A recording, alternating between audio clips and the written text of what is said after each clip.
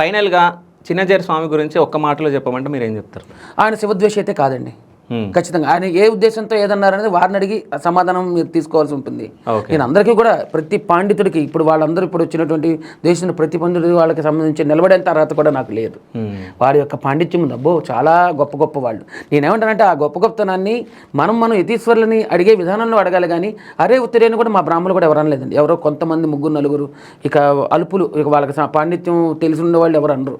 అడగడంలో ఇప్పుడు బంగారీ శర్మ గారు వీళ్ళు కూడా స్వామి అని గౌరవంగానే అడిగారు కానీ తూషించలేదు. కొన్ని కామెంట్లు కానీ మరీ బూతులు తిడుతూ అన్నారు. నేను వాళ్ళని వ్యతిరేకించాను తప్పితే పాండిత్యం తెలుసుకుని స్వామిని అడగడంలో తప్పే ఉంది. ప్రశ్న వేసేవాడే కదండి గొప్పవాడు. ప్రశ్నకి సమాధానం రాబట్టాలి నువ్వు. ఆయన ఒక కన్క్లూజన్ ఇచ్చారు దానికి సంబంధించి ఎందుకు స్వామిని అంటే అయిపోయాయి ఇది చెప్తారు కదా. రెండో దానిలో నెక్స్ట్ దానికి సంబంధించి దాని గురించి చెప్పచ్చు. మొన్న అది జరిగిందన్నారు, ఆ మరుసటి రోజు మోపు చేసి శివాలయంలోనే స్టార్ట్ చేశారు ఆయన.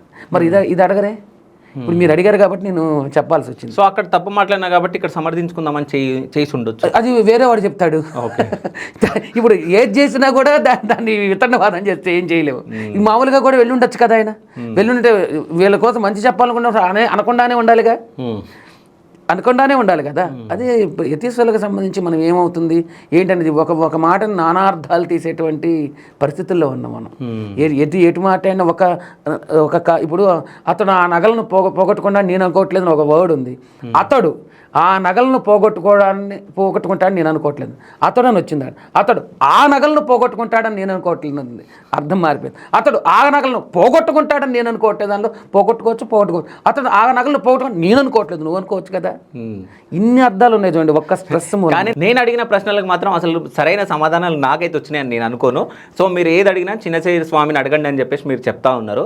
సో ఈ క్వశ్చన్స్ మొత్తం నేను చిన్నజీయర్ స్వామిని అడిగి నేను తెలుసుకుందాం అనుకుంటున్నాను. ఎందుకంటే చాలా మందికి ఇప్పుడు మీరు కూడా నాకు సమాధానం ఇవ్వలేకపోయారు. అంటే శైవులు గొప్పన వైష్ణవులు గొప్పన. సో వీళ్ళిద్దరు గొడవలేంటి? మీరు రెండు కళ్ళు అన్నారు.